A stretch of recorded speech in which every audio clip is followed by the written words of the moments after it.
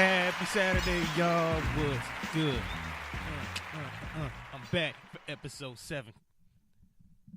Y'all know I can rap, right? I tell you, I'm hot out here in these streets. Y'all just don't know. I write lyrics on the low. It's all good. Happy Saturday, y'all. Saturday, April 13th, 2019. How y'all doing? This is Sports Talk with Mark on the Good News Radio app. Download it. iTunes Store, Google Play Store. Share it. Tell your friends. Tell your kids. Tell your wife. Tell your brother. Tell your sister. Download it. Support us. Not just me, but all of our shows. Showing everybody some love today. So, it's my favorite time of the year, y'all. It's now officially mid-April. And let's start everything off with a little song.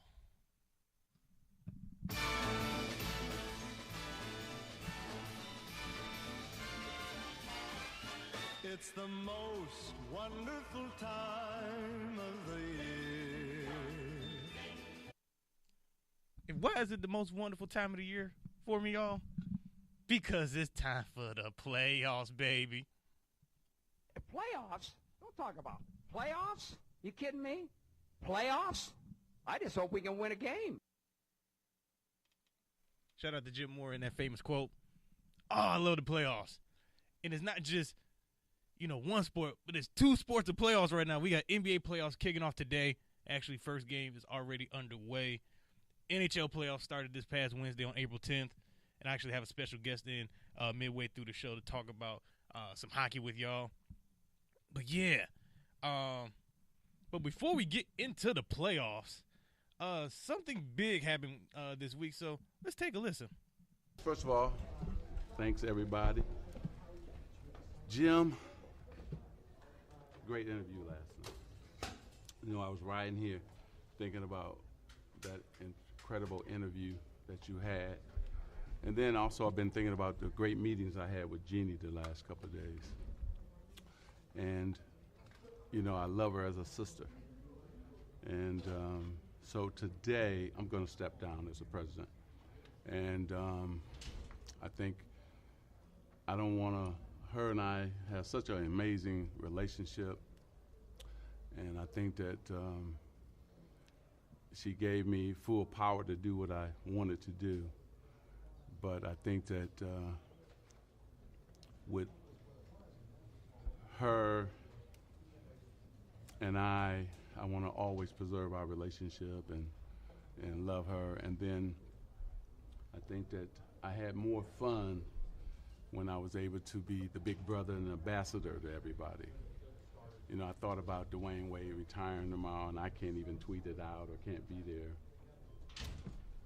Serena Williams called me a week ago and said, will you mentor me and be on my advisory board? And I said, yeah, I'm going to do that. And so when Ben Simmons called and we went through the proper channels and they made me look like the bad guy out of that situation, but I didn't do anything wrong but do everything right. I was thinking about all those times, all guys who want me to mentor them or be a part of their lives, and I can't even do that. I had more fun on the other side than on this side because now. All right. So what y'all just heard, in case you haven't figured it out yet, that was Irvin Magic Johnson, Hall of Famer for the Los Angeles Lakers, former president of basketball operations for the Los Angeles Lakers, because he quit. He quit the last game of the season. I'm not going to lie. It's kind of funny. Just how everything went down, and I was when before the game happened, because they played their last game out here in L.A. and he did the 40-minute plus press conference in the bowels of the Staples Center, and that was cold. He didn't tell anybody. He ain't tell his boss / his play sister, Jeannie Buss, the owner of the Lakers.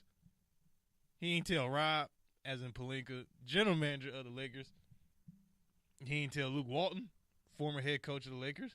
I actually got a news update on him coming to you a little bit later. He ain't tell his prize free agent LeBron James or his management team before he quit. But he called a meeting and said, "Hey, y'all, I got something to say." And then he quit on site. So just let's break this down for a minute. Just in the couple minutes of, quotes that you guys heard from Magic, one thing that stood out was he mentioned not being able to have fun and be himself and be Magic Johnson. Okay, it's very critical. Here's why. And it's been said throughout other news outlets and feeds this week, and I will reiterate this same sentiment. Magic Johnson is really good at being Magic Johnson. What does that mean? He is great at being charismatic, at being a friendly, smiling face that everybody knows and loves and really doesn't dislike. He is somebody that when he shows up, his presence carries weight, and usually a weight of positivity and good feelings and, that warm, fuzzy, all that good, mushy stuff. But that's him, and that's the person we've all grown Magic Johnson to know and be. He was the smile of the NBA at a time when, Larry Bird gave you, RBF. Michael Jordan was the assassin. He still is. And the job of being president of basketball operations for the Lakers didn't allow Magic to be that person, which also includes tweeting, apparently, because I guess he loved to tweet. And I followed him on Twitter the past couple years. Prior to him taking on this role, oh yeah, my man's tweeted a lot. Nothing ever bad. He will also give his very objective and maybe even subjective opinions on how things are going with the Lakers, but also just any and everything else in general. And later in the interview, he talks about, when he gives praise to people. The specific example he mentioned was Russell Westbrook, which you guys did not hear, but if you go on YouTube and listen to the video, by the way, this video was courtesy of ESPN. I want to give them their credit on the video, but he mentions Russell Westbrook, was it this past week or the week before, doing the triple-double where it was 20-20-20, so 20 points, 20 rebounds, 20 assists in a game, which hasn't been done since Wilt Chamberlain, and he did it obviously in dedication to Nipsey Hussle, Rolling 60s out here in L.A. That was the crew that he was with, but regardless, Magic wanted to tweet, congratulations, what an awesome feat. Couldn't do it because the NBA would have came down on him, said it was tampering, would have fined him, which he's been notorious for collecting over the past couple years, the tampering fines, the Magic being Magic, and to put a muzzle on that, hey, my man said he can't do it no more. I get it. That's, and Magic Johnson aside, one thing that is important for everybody to know is be yourself. Stay true to who you are. If you're in an environment or situation where you feel like you can't be that, it's time to bounce, man. It's time to roll. Go be you. Go be the best version of yourself no matter where you are on the road, what you're doing. I shouldn't say the people, but don't let other folks or other circumstances and situations hold you back from being you. Obviously, Magic took heed of that and said, I'm out. Now, how he went about it, I don't particularly agree with, from the standpoint that I think he should have told Jeannie first before telling the general public. I think he should have had a discussion with Rob, should have had a discussion with Luke, should have had a discussion with the players, especially if you had guys on the team that were buying into what Magic was going to do and produce for the construction of this roster. But he did absolutely none of that. So now the Lakers are president of basketball operations list, or less, not list, excuse me there. They still have the GM and Rob. Jeannie is still the owner. Also, Luke Walton got fired. He got fired actually a day ago. So yesterday he got fired and let go. It came out that it was a mutually agreed upon departure, which it probably was. But nonetheless, did he get canned? Yep. I actually liked Luke. I believed in Luke. I thought Luke was going to be a good coach. I think he still is going to be a great coach. And actually, that brings me to a sidebar point. As I was preparing for the show, a breaking news update came on my phone, and per Sam Amick, incredible writer for The Athletic, go download the app if you want really good sports content and sports news. Luke Walton actually did agree to become the new head coach of the Sacramento Kings. So now he is working for Vlade Divac. If y'all know who Vlade Divac is, for those of you that don't, just YouTube him and Shaq. And, Vlade is the father of flopping, in my opinion. Shaq also claimed the same thing, too. Just YouTube it, and anybody that's listening to me that's under the age of, I would say, 21, just look it up. He balled out for the Kings when they had their, run out in the West in the early 2000s. Also was a former member of the Lakers. Matter of fact, he is the player, for those of you that do not know, he is the reason that Kobe Bryant got to the Lakers, because on the draft day when Kobe got picked up 13th by the Charlotte Hornets, the Lakers, at the time being managed by Jerry West, who now who's a consultant for the LA Clippers. Yep, I don't spiderweb this entire thing. But Jerry West traded Vlade to the Hornets for the draft rights to Kobe, and now, ta-da, 5 championships later. There you go. But back to the Lakers. Congrats to Luke Walton, by the way. So where do the Lakers go from here? I don't know. I really don't. At the moment, it just seems so lost.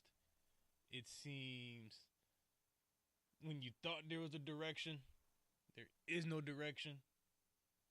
And, yeah, Jeannie got to get it together. And I don't know if that includes firing Rob Pelinka as well. Some people are calling for his job, saying that he hasn't done a good job. I don't know. I'm not on the inside enough to give a true opinion on that. However, if Rob is to stay, then the person that comes in as the president of basketball ops, those two really need to be in sync. And the person that fills in Magic's place really needs to be committed to the job. I say that because a lot of people know that Magic wasn't in the office every day. Magic wasn't scouting all the time. Magic was being the face, but not necessarily doing the job. And that's a part of being Magic Johnson. He's the face of a lot of things. Again, his presence carries weight. But you got to be there. You got to be there on a day-to-day basis. You have to grind it out. It is a grinded out job. What's up, Jackie? See you in the chat. Shout out. You gotta commit to the role, 100%. So Rob needs to commit, and I've seen him in person. Excuse me. I've seen him, scouting, at least college basketball. I've seen it happen. He came out to the LMU Gonzaga game. That was like mid-February. I saw him there. So he's doing his part, at least from what I can tell. The next president of BOps definitely needs to be committed, probably even more committed, if this team is going to go in the right direction. So that's number one. Number two, got to find a coach. Rumors are floating that former Cleveland Cavaliers coach Ty Lue is a candidate. Monty Williams, who's a current assistant for the Philadelphia 76ers, he is a rumored name. I think, like a month and a half ago, Jason Kidd's name popped up. We'll see how that goes. If it's true, if he's even really a contender for the job, I don't know. I don't think he needs to be, at least for this team. As a coach for a different team, different organization, sure. But I think with L.A. being L.A. and coaching a guy like LeBron, maybe. And at the moment, those are the only three guys whose names have come up. I'm sure there's a lot of other great coaching candidates out there. Maybe they attempt to hire from within, and Brian Shaw, who was an assistant on Luke's staff the past couple seasons. He's been a good guy as far as, from what I could tell, who deserves a chance again as a head coach. He did coach the Denver Nuggets for a hot second. So there's quality guys out there. It's just a matter of who's going to get the job done. And also, too, the coach, Rob, and the new president of BOps really needs to focus on constructing this roster for the now, because there is the pressure to win now. but also make sure that when LeBron is out of here, the team can be sustained as far as being a team of quality and excellence and being a playoff and or championship contender post LeBron too. Because as we've seen, when LeBron leaves the team is usually left in crumbles. So that needs to be at least for me, if it were me to get the role, I am looking at a little bit right now, but also life after LeBron, because that time is coming. We can see it. The writing is on the wall. It is coming. Be prepared. And with that being said, let's get back to the playoffs. And so, with the NBA playoffs again that start today, let me cue this music up here because I like playing these beats for y'all while I'm talking and doing my thing. Shout out to Biggie Body. What y'all know about this? So yeah, NBA playoffs start today. And how I'm going to break it down for you guys, I'm going to go over the different matchups. We're going to go by conference. I will eventually tell you who I think is going to win, not who I want to win the series. I'm not giving y'all, X team in number games. I'm not getting that detail. But y'all going to know how I feel about this, all right? So, in the East, we have the number 1 seed, the Milwaukee Bucks, versus my hometown, number 8, Detroit Pistons. We also got the number 4 seed Boston Celtics versus the number 5 Indiana Pacers. And to finish out the East, the number 3 Sixers versus the number 6 seed New Jersey. What's wrong with me? Brooklyn Nets. And finally, the number 2 Toronto Raptors versus the Mickey Mouses of Orlando. The Orlando Magic at the 7th seed. Now, with these matchups in the East, I will admit, before the season started, because this is the first year ever that we've had a LeBron-less Eastern Conference, so I imagine it would be highly competitive to claim the crown of the East. I think early on in the season, it started off great, and then I think, in my opinion, it dwindled a little bit halfway because of injuries, trades that happened mid-season, but the Bucks really took off, and I think a lot of teams that had some expectations, mainly Boston and Philly, in my opinion, to a degree, went down. But Toronto's still being Toronto. And with that being said, let's do this. So, Bucks versus Pistons. I got the Bucks in this one. Sorry, Detroit. I'm sorry. Bucks are the number 1 team in the league, and they have who I think is the MVP of the league, Giannis Antetokounmpo, not James Harden. Now I can debate somebody on that for days. Let's go. Celtics Pacers. Pacers, man. I just see Boston being a team that's going to collapse internally, and they've been doing that throughout the, I guess, majority of the season. They've just been having internal arguments, and it's come out in the public eye. And yeah, I don't see them cutting it. So, Boston's out in the first round, along with Kyrie, probably to New York. See ya. Sayonara. Adios. Sixers Nets.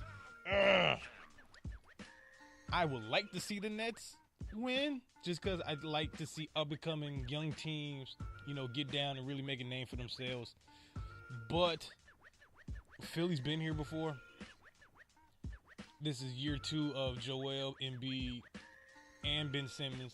And then they have the additions of Tobias Harris, who I love as a player, and as well as Jimmy Butler. So I think, at least for this first round, they'll get the job done and conquer the Nets just because they're a young team. And so, with that being said, too, going on the lastly conference matchup, I have the Raptors versus the Magic. Raptors all day. Let's go. The Magic ain't been here before. They don't know what they're doing. Now, going to the second round with the Eastern Conference, I'll get to the West in a little bit. So now the matchups I have, as far as my predictions and who I think is going to win. I have Bucks versus Pacers. For that one, again, the Bucks, I think they're just going to steamroll their way to the finals. So I just think that's what they're going to do. They're the best team in the East. They had the number 1 record in the league this year, which surprised a lot of people. And I think they're going to continue to just ride that wave throughout the entire postseason. So, Bucks over Pacers. And then the next matchup I have Sixers versus Raptors. Sixers. See you later. Shout out to the Six up north in Toronto. Kawhi and those group of guys. I think that's just a team who's been, obviously they've been in the playoffs consistently the last, I think, 4 years now. Even though the roster has been changed, especially this past summer. They've gotten to the conference finals before. They've also ran to that freight train known as LeBron James. There's no LeBron this year, but there's a new freight train, and his name is Giannis, the Greek Freak. And for the Eastern Conference Finals, Bucks over Raptors, Bucks in the finals. Now, moving over to the out west. West Coast is the best coast. We got number 1 Golden State Warriors versus the number 8 LA Clippers. The 4 seed Houston Rockets versus the 5 Utah Jazz. 3 seed Portland Trail Blazers versus the 6 seed Oklahoma City Thunder. And the number 2 seed Denver Nuggets versus the number 7 Spurs. All right. This time I think I'm going to go in reverse order. So, Nuggets over Spurs. I got the Nuggets. The Nuggets, like the Brooklyn Nets, young team, but they've done incredible things throughout this entire year. They kind of, to me, remind me of the Bucks. They're the Milwaukee Bucks of the Western Conference, just because it's a team full of youth. Their best player is their big man, and Jokic. I can't say his first name for the life of me right now. I apologize. I'm usually better about it, but forgive me. So I got the Nuggets just defeating the Spurs. The Spurs, man, even though they do have LaMarcus Aldridge, they still got Rudy Gay, plus a plethora of other guys on their team that are quality and capable players. Spurs are coming at the 7th seed, and this is just really the death of the Spurs, in my opinion. And so I think this might be, what's the best word for it? I think this is right now the best the Spurs are going to be for a while. So even if they make the playoffs again next year, I don't see them getting past a 6th seed again. So Nuggets over Spurs. Blazers over Thunder. This one's going to be fun just because it's the battle of the point guards. It's Russ versus Damian Lillard. However, Mr. Triple-Double himself, Russell Westbrook, I see him taking down Dame all day in this one, as well as between both of their supporting cast. You also have an MVP candidate in Paul George with the Thunder alongside Russ. I think that 1-2 combo is better than, Dame and CJ McCollum. So I got the Thunder in that one. Rockets Jazz. I care less. I can give two what's about the Jazz. However, I do like Donovan Mitchell's game. But the Rockets do have James Harden. The Rockets have Harden. And they got CP3, and they're just loaded. So you have a arguable MVP candidate in James Harden, just coming out, for the Rockets. So Rockets over Jazz in that one. That's a pretty easy call for me. And then Warriors Clippers. As much as I want the Clippers to win this one, just to continue to have a playoff team in LA. Y'all know what it is, Dubs. Second round, I got Dubs over the Houston Rockets. I think that series will go to 7. And because this year, the Warriors are the number 1 seed versus the Rockets last year, Game 7 being in Golden State, I think the Rockets will push them. But Dubs on their way back to the conference finals in the West. And then in the other matchup, Thunder versus Nuggets, this is the moment I believe that the Thunder's youth is going to really kick in and be a detriment to them. So with guys like Paul George and, again, Russell Westbrook on the Thunder, plus Steven Adams, that's going to be a matchup that I don't think the Nuggets can hang with. So, unfortunately, Thunder into the conference finals out west. Conference finals matchup being the Golden State Warriors versus the Oklahoma City Thunder. And I think we all know who's going to the finals at this point. The Warriors, as much as it sucks to say it, but hey, they're a really good team. So, Dubs to the finals over the Thunder. But I really hope the Thunder push them to 6 or 7, just because I want that series to go head to head. And even from a, NBA drama standpoint, we got, the KD versus Russ matchup, which everybody loves, and everybody loves to see those two guys go in at each other. So I think that series, throughout the entire playoffs, that's going to be probably one of the most fun series to watch and tune into. And it'll probably be a very physical Be a physical matchup too. So with that being said, all said and done in the NBA Finals, Milwaukee Bucks versus the Golden State Warriors, with the Bucks having home court advantage, which the not the Thunder, but the Warriors, that hasn't been an issue for them pretty much all these entire finals appearances that they've been in. So having home court in the finals not being in their advantage, we'll see how this one plays out. And I actually didn't pick a winner, so I'm actually debating this now live with you guys. But I think this is the swan song for the Golden State Warriors, defeating the Bucks, even though they do not get home court advantage. Now, on to the NHL playoffs. I have my special guest calling in. Drew, what's up? Not much, man. How you doing? Dude, I am awesome. So everybody out there listening, I have I got your role right here. He is the radio producer for the AHL's Colorado Eagles, which, if I'm not mistaken, Drew, correct me if I'm wrong, is the NHL affiliate for the Colorado Avalanche now? That is correct. As of this year. As of this year. Okay, so at first they were at, what were they, Dallas? Which team were they affiliate of? So they were in the ECHL, so they were still affiliated with the Avs, but they were just kind of the double-A team, not the direct affiliate. For sure. But yeah, man, welcome to the show. Appreciate the call in, man. What's happening? Thanks, man. Yep, glad to be on, man. Thanks for inviting me. Hey, no, not a problem. You asked to be on. I told you it would happen. I told you I would get you on for the playoffs. So we did it. I'm happy now. I'm stoked too, man. Let's talk some hockey, yeah? Yes, let's talk some hockey, eh? Just, eh? Yeah, eh? Let's talk about some hockey. Yeah, some hockey. All right, so before we even get into hockey, everybody out there, I gotta give you some backstory. So how me and Drew know each other. So after I moved out to Cali and I got my job with the San Diego Gulls, same league that Drew's working in now with the Colorado Eagles, AHL, San Diego Gulls, affiliate of the Ducks. I've been through that spiel, I think, once or twice, and I will remind you guys again, go Ducks. But we were desk mates. We were both inside sales reps together, slinging hockey tickets in beautiful, sunny San Diego. Also, guys, Drew really invested time in teaching me the game of hockey, between teaching me on ice as well as looking over some film a couple of times, just saying, here's what you need to look for, this. He even called out a couple plays before they happened if he were to draw it up from a coaching perspective. So with that being said, Drew, thank you so much, my friend, my brother. You introduced me, really integrated me into a sport that I had always wanted to be a part of but didn't know how to get in. So you've done a tremendous thing for my life and my personal growth and development just in sports and also as a person. So you're a beautiful soul. I appreciate it, man. Now let's talk hockey. All right, buddy. I appreciate all that. Yeah, no problem. And congratulations on your engagement, by the way, again. Thanks. Yeah, man. Appreciate it. Y'all, he getting married. I had to catch up at some point. I had to catch up at some point. All right, so yeah, NHL playoffs, Western Conference. So, and also I mentioned this at the beginning of the show too, Drew.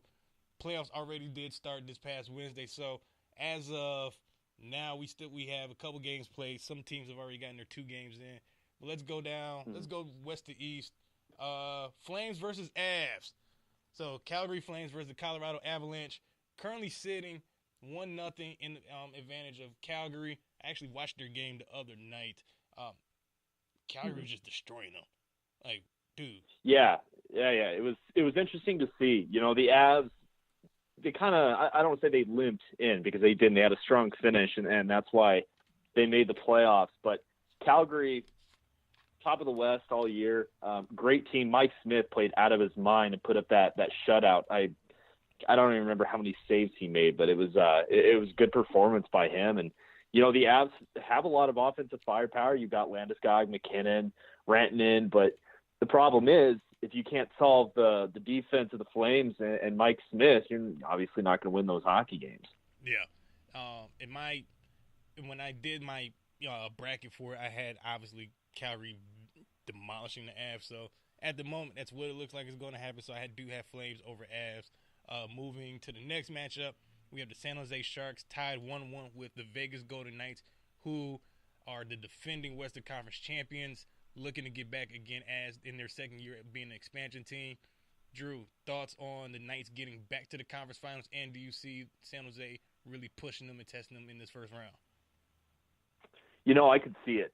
This was a matchup that I always look forward to every single year. My fiance and one of my good friends, they're both San Jose fans, and I've since the Knights came in last year, I obviously had to hop on that Knights bandwagon a little bit. So it's a great matchup. I love watching these two teams play, and it's always physical. It was always a lot of fun to watch. Last night's game was a stunner. I mean, it was 3-0 and 3-3, and then it just kept going back and forth, and the guys that needed to get on the board for both teams got on the board. Couture and Hurdle and Thornton got on the board for San Jose, but then you had Cowboy William Karlsson step up, Stone stepped up, Eakin stepped up, and tied that series up. And heading to Vegas, and I was talking to my buddy Brady, and he hates when the Sharks go to Vegas. And I've been to a couple games out in Vegas, and that atmosphere is just crazy, and I can't imagine what it's like in the playoffs. I see this one going 7. Okay. For sure. Okay. And I don't know, man. The Sharks, I'm going to give it to the Sharks in 7, and the only reason why I'm going to do that is because they would play Game 7 at San Jose, and I think the Shark Tank's just as hard to play in as the Fortress. Yeah, so I am going to go opposite with you on that. I'm going Knights over the Sharks. I think the Knights. I mean, it really could go either way. I think the Knights can take it in 6, just because now that they're tied 1-1, now going to Vegas, that one. I think home ice advantage is now in Vegas' favor, and they do damage at home. I mean, they did it all last year throughout the playoffs, except for obviously the Stanley Cup Finals. But I mean, when they were just steamrolling teams, if you flying into Vegas, you're flying in to take an L, and you're getting out of town, just like a really good weekend. So, so with that one, Knights, in my opinion, get Knights over Sharks 6 versus 7, because I think they're going to take care of business at home in Vegas and winning the 6 there with home ice. So before you start moving the second round, let's keep going through the West. Preds versus Stars. At the moment, Stars lead 1-0 over Nashville. I got Nashville just because, again, they have a consistency and a good track record these last several years, making several playoff runs and a Stanley Cup appearance. It's the playoff time. They show up every year. Dallas, haven't seen them in God knows how long. I think they're glad to be here, but what's up, country? Yeah, no, I'm going to agree with you there. Nashville? Dallas came out and beat Nashville, and it was a good win by Dallas. Don't take anything away from them, but I think tonight the Predators are going to tie it up, and I see the Preds taking this in 5 or 6. Okay. Just because of the playoff experience that team has. Yeah. Now, for the future, I think Dallas can make some noise in the West, and with this being their first playoff appearance, I think in the last 3, 4, maybe even 5 years, if I'm not mistaken. It's been a while. Yeah.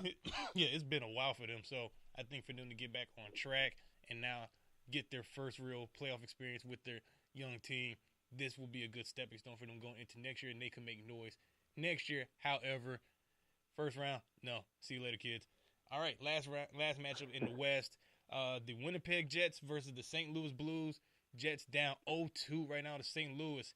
I had the Jets winning this one, but, yeah, they didn't take care of home ice, and they're down 0-2 going into St. Louis with a potential sweep on the line. Yeah, I'm looking at this series a lot like I'm looking at the Lightning and Blue Jackets series, and we'll get there in a minute. But the Jets, I think, were heavy favorites. But the thing is, St. Louis got hot at the right time. And when you head into the playoffs, and like at one point, the Blues were so far out of playoff contention, nobody was even thinking about them. And they got hot at the right time. They're coming in, storming through the playoffs. I don't see a sweep by any means, but if St. Louis can take care of business at home and at least win one of those games at home, I think they're going to win this series. Yeah, and another important thing too, we can address to the audience, Drew. When it comes to hockey, especially playoff hockey, we've seen 7 seeds, 8 seeds, wild card teams get to the Stanley Cup final and also win the entire thing. Mm-hmm. So, because this isn't basketball, this isn't football where the good teams usually win. I mean, this is a much harder sport in hockey where, the tap of a puck off the wall, off the post can determine victory or defeat. And we've seen a lot of wild card teams really come in and make noise in the past. So there's a track record of this happening. The Blues could be one of those teams where, like the LA Kings when they won their Stanley Cup, coming in wild card and then just taking off, coming in hot with momentum at the right time and just steamrolling teams in the playoffs. Again, I have the Jets prevailing, but realistically, this might go in St. Louis's favor with them being one of those, Cinderella teams per se. Yeah, I agree, and it's one of those matchups where, again, like I said, the Blues got hot. That's all there is to it. Now, out the West in general, who do you have coming out between the 8 teams? Oh man, that's rough. When I was filling out my bracket and stuff, looking at it, in the Western Conference Finals, I could see. Quite honestly, I could see any one of these teams in it. If I had to choose right now, I'm going to say the Blues are going to make it all the way to the Western Conference Finals. They'll beat the Jets. They'll beat upset the Predators, and then they're going to face either Vegas or Calgary in that Western Conference. And I think out of a best of 7, I think Vegas is going to take it, and I could see the Golden Knights making their second straight Stanley Cup playoff appearance. Now, if they do lose to San Jose and the Sharks stay healthy and stay hot, I'm going to replace Vegas with San Jose. Okay. So in my bracket, I have Vegas going back to the Stanley Cup Finals again, so going 2 for 2. One thing for me that's always stood out about Vegas is their goaltender play. So between Marc-Andre Fleury and then being replaced this year halfway through the season just due to injuries by Malcolm Subban. For those of you guys that don't know, superstar defenseman for Nashville, PK Subban, his younger brother, Malcolm, backup goalie for Vegas. But Malcolm's been hot in the net and just defending and getting Vegas to where they are now. And I think having a combo of a 1-2 goalie tandem like that will do them wonders and probably save their behinds in high-pressure situation games, especially if you had to replace them, one or the other. Well, I would love to see Nashville and Vegas there in that Western Conference Finals as well, just to watch those two play against each other. But like I said, I think the West it's tough. I mean, every one of those teams is good, and if they just play well, I mean, out of all of those teams, I would say Vegas, Nashville definitely have the best goaltenders. And like you said, Vegas has the best 1-2 punch. So I got to go with Vegas. All right. So we agree on Vegas making it to the Stanley Cup Finals. Now, switching to the East, let's go your favorite team of all time, which the story of how they became your favorite team still amazes me to this day. But the Tampa Bay Lightning versus the Columbus Blue Jackets with, by the way, Tampa Bay had the number 1 record in point total in the league this year, and they finished out, was it 120 or 122? Oh, God. I think 120, just 122. Okay, so we'll say it's 122. But, yeah, right now your Bolts are down 0-2, and they're going back to Columbus. How you feel about that? Not great. And here's the reason why. I try to stay positive, but I'm not. I'm scared. I am absolutely scared. Tampa Bay, the entire season, never faced really any adversity. And what I mean by that is they always played well. They only lost 16 games in regulation this year. And you head into the playoffs, and this is a team that the last 3 or 4 years has done really well. And then you get to the final. The finals are where it really counts, and they just can't get it done. Moving into Game 3, Nikita Kucherov is suspended for his hit within the last 5 minutes of last night. He took a boarding major and a misconduct, and so he's suspended for Game 3. Victor Hedman is banged up, so he might be out for Game 3. I'm scared. That's the easiest way to put it. But if Tampa Bay played well all season, they are a team that, while they didn't face a lot of adversity during the regular season, they obviously are still the President's Cup trophy winners. Yeah. So good teams will find a way to get it done. The Capitals went down 0-2 last year to Columbus and won 4 straight, and then went on to win the Stanley Cup. So I'm going to hold out hope. I'm going to say that even with the adversity they're facing right now, Kucherov being out, Hedman might be out. I'm going to say the Lightning are going to come back and win Game 3. Okay. And then from there, it's up in the air, man. I couldn't tell you if I had to pick right now, I would pick Columbus to win this in 5. Okay. Wow, Columbus in 5. There's just too much going on with Tampa Bay. Again, I'm trying to stay positive here, and you know what? If Tampa Bay goes out and they play well tomorrow, yeah, and if they can steal Game 4 in Columbus, you're down to a best of 3, and I think Tampa would ride that momentum. But I could see Columbus taking this in 5. Okay. Now, Columbus again being a wild card team, and this is me just speculating. I'm gonna throw this out there, and then we'll get to the rest of the matches. But what if, with Columbus playing where they're playing against the number 1 team in the league right now, and you have St. Louis back in the West playing the way that they're playing, what if we have a Stanley Cup Finals matchup of 2 wild card teams going at it? Well, I'd tell you who'd hate it, and that would be the TV rating. Everybody would I would love it. I love those obscure underdog matchups. I would love to see that. I'm always a fan of seeing teams that never really get a shot get hot. I mean, you look at like March Madness. You know what I mean? You get a Cinderella story, you can't help but root for it. So, sure. But I mean, the same thing. Like you look at the Super Bowl. How would fans feel if it was like the Jaguars and the Giants next year in the Super Bowl? Ew. It's not as sexy. It's not as sexy of a matchup as like the Rams, the hyped up Rams and the Patriots. So I think it'd be cool. I mean, if the Lightning lose, I can cheer for whoever I want. So that's the only bright side. All right, fair enough. Now, moving down the list in the East, we have the Boston Bruins taking on the Toronto Maple Leafs, with the Leafs up in that matchup 1-0. I hate Boston with a passion. Go Leafs. I hate them both. No, I'm picking Boston. Okay. Toronto's good, but they've struggled a lot this year in putting some win streaks together. Boston, I think, is just a better team. They're a deeper team. Rask is phenomenal in the playoffs. He's got a proven track record of that. So Toronto won the first game. This one's going to be close. I'll give Boston 6. Yeah, and I mean, me just having no love for pretty much any Boston team ever on earth, I always pick against them. But I did get to see Boston play. Who did I see them play? I saw them play the Kings a couple months ago, and I mean, they were just dominant. Now, granted, the Kings were one of the top 5 worst teams in the league all year. So what I was seeing was very skewed in one team's favor compared to the other. However, they did demolish LA like they were supposed to, and that game wasn't close by a long shot. So Boston realistically will probably take this matchup. I've still got faith in Toronto just to take down a Boston team, and we can go, yay, Boston's out of here. Cool, because they get too many championships as it is for that entire city, so screw them. All right, next. Now, I will say, real quick, that if Columbus does beat Tampa Bay and Toronto does beat Boston, Columbus is going to win that matchup and go to the Eastern Conference Final. That's fair. That's very fair. I think that's good for any wild card team coming in.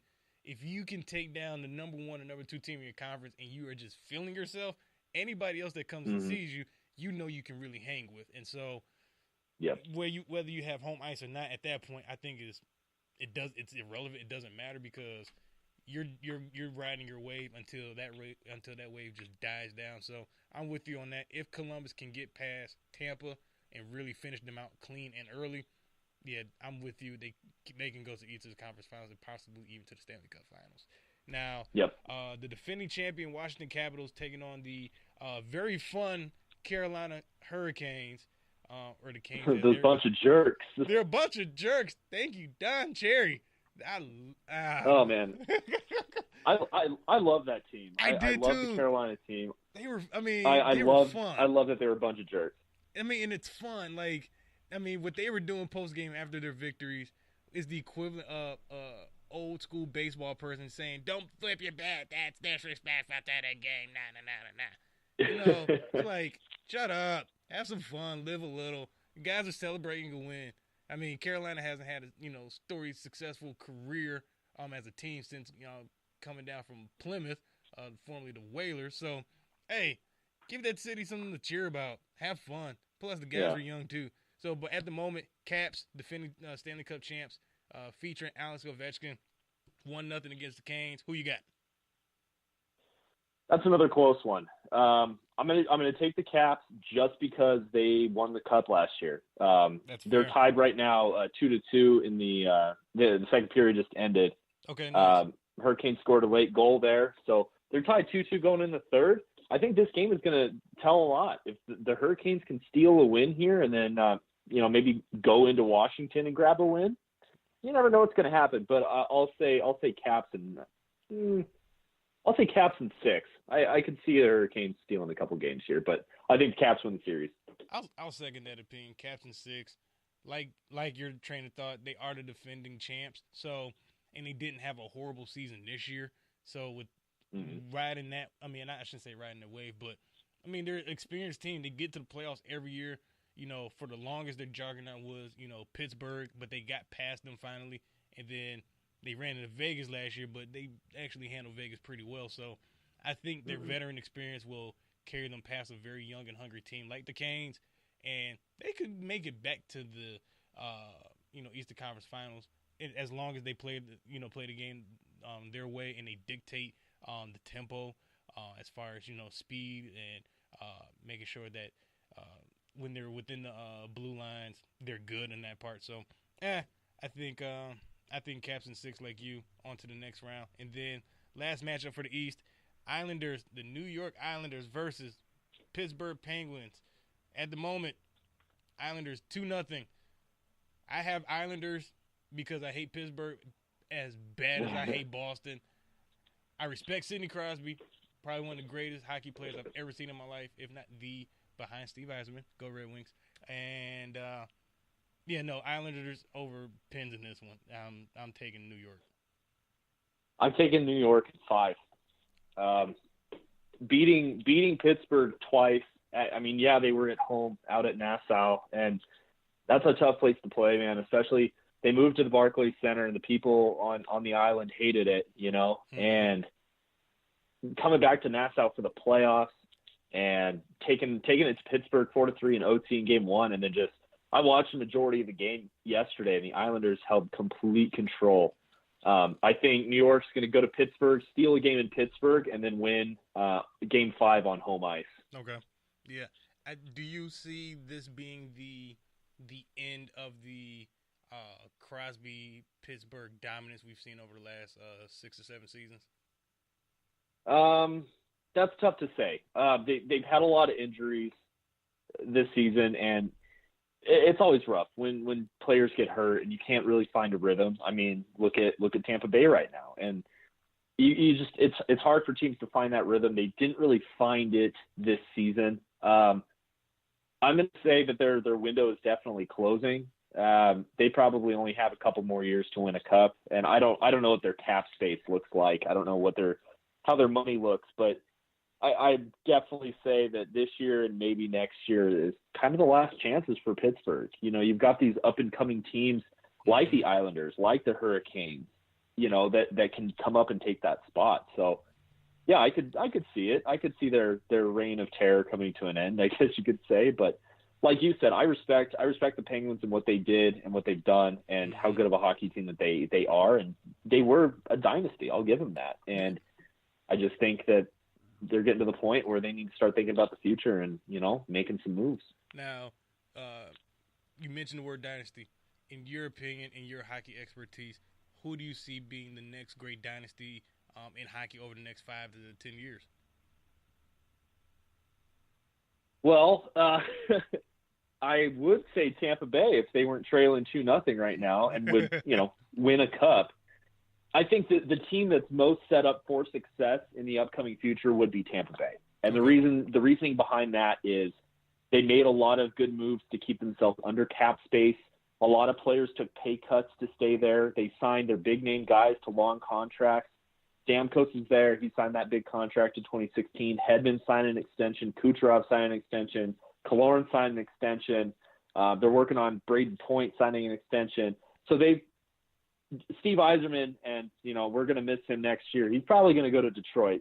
to be their GM, so that's good news for you. But Yay! Yzerman did Yzerman did a great job with this team and keeping themselves under cap and keeping talent around him. And then you look down in the AHL, with the Syracuse Crunch, they have a good AHL team. So I think the team that's most set for success right now would be Tampa Bay. Now, that's not going to solve their playoff woes, but to make the playoffs and try to give them the best chance to win, I would say Tampa. Washington's going to be set for a while. The Islanders are a huge team to watch, and Vegas, out in the West. So there's a few teams that I can consistently see winning. As far as winning cups and winning multiple cups, Washington, 100%. Okay, all right. From a Washington standpoint, I think for me, watching them, I think they were one of those. I think they were one and done as far as they got their cup, and I think they won't see another one for a while, especially with Ovechkin aging the way that he is. His time is coming up, and it's coming up fairly quick. Almost, in my opinion, he's on that same timeline from a basketball standpoint as LeBron, except LeBron got more than one ring. Ovechkin finally got his, which he was due a long time ago, but he had the rivalry there with Pittsburgh and Sidney Crosby, and Crosby obviously got multiple rings. I think for me, seeing a team coming up, I do love what Vegas is doing, because for them to be an expansion team, one, to get to the finals in year one, and then they remained fairly competitive all year, and then they did it again as far as remaining consistent and not being really a Cinderella darling and having this magical 1 year, and then they fall completely flat year two and not having a sophomore slump. So I think because year two did not go horrible for them, I do see them. They were, definitely more vulnerable this year, because once you play somebody multiple times after year one, okay, you go, all right, we know how to prepare for them for year two. So there was, a little bit of chinks in their armor this year. However, I think they are also set up for a longevity standpoint too. And it's Vegas. You have a lot of up-and-coming guys into the league. People, I think, in my opinion, are going to want to go to Vegas and play for an organization that's well-run, well-coached, and they're in a fun city for the most part. And they play in the Western Conference. Yeah. They play in a division too, the Pacific Division, which for the majority of the time, it's up for grabs on a year-to-year basis.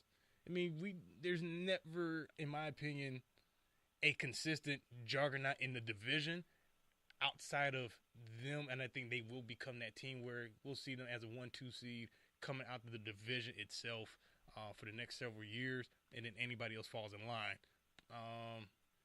So I just think they're in a good spot, and I think they will attract great free agent talent, and I think they are in a position to draft well, and I know that they're sharing their AHL team right now.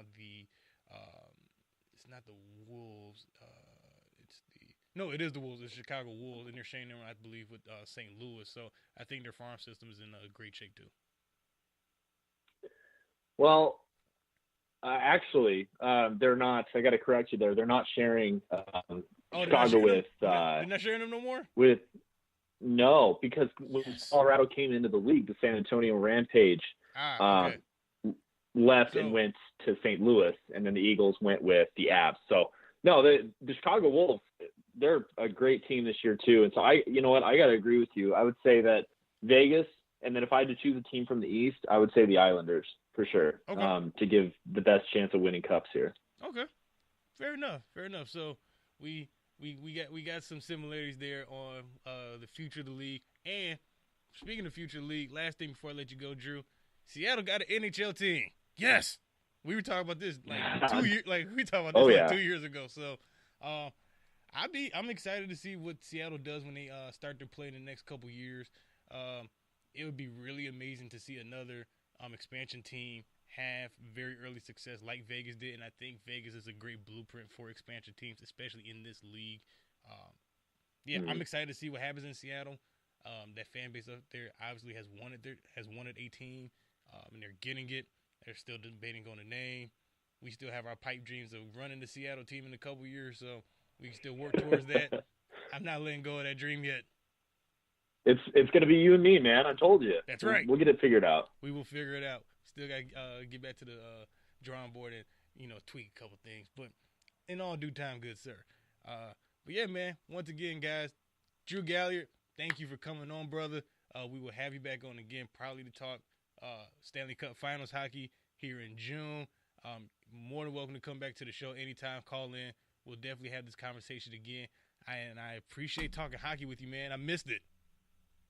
Yeah, dude, me too, man. And hopefully we can get you out here to visit here next month. I'll text you about that. But no, man, I appreciate you getting me on, and it's a lot of fun. It is good talking to you again, and talking playoff hockey, man. It's just like a couple of years ago we were sitting at the office in San Diego talking about it. So that's right. I appreciate it, man. And before I go, I just also want to point out that check out the AHL and the AHL standings right now. It's coming down to the last game of the season for the Colorado Eagles here. They trail the Tucson Roadrunners by 1 point with 1 game remaining. Oh my goodness! If Colorado wins tonight and Tucson loses, the Eagles are in the playoffs and they're first in the AHL. So keep an eye on those scores here tonight. Mark, if you're bored, you got nothing to do, man, tune into the iHeartRadio app and you can listen to all the action here tonight as well. I thought I'd throw that plug in there for you. Sure. No, definitely plug yourself away, man. When people, want to, listen to hockey from a good source, by all means, throw it out there. iHeartRadio. You guys need to find them. What's the station on iHeart, man? So it's 92.9 The Bear.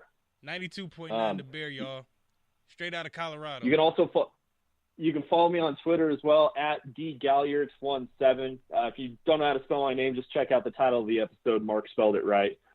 I wish I would have picked an easier Twitter handle, but there you go. But yeah, love to get you guys listening. It's going to be a great game tonight. They're playing the San Jose Barracuda. So, but thanks, Mark, again so much for having me on, and look forward to being on again. All right, man. Hey, we'll have you on soon, Drew. Appreciate it. Talk to you.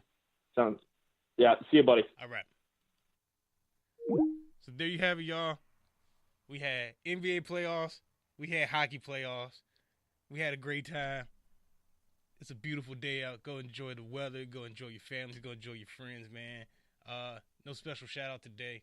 I ain't come up with one. I guess say shout out to Drew for, again, coming on the show. Definitely appreciate that guy. Like I said, when I introduced him, he definitely took the time to teach me the game of hockey, to get me to the knowledge level that I'm at now, along with a host of other people. But he definitely sparked the plug on that one. And, yeah, you guys know how I get down, how I always end the show. Find your peace in this world. Definitely find your peace. Be open to love and share love and spread love, man. And as always, be blessed, man. Be blessed. And with that being said, and matter of fact, before I go, just remember, be the best version of yourselves, just like Magic Johnson wants to be. Be the best version of yourselves. You are your own superstar in your own world. Don't get arrogant. Or as my man from the Temptation said, what'd you say there, bro? Ain't nobody coming to see you, Otis. Ain't nobody coming to see you, Otis. Spread love. Be easy, y'all. I'm out.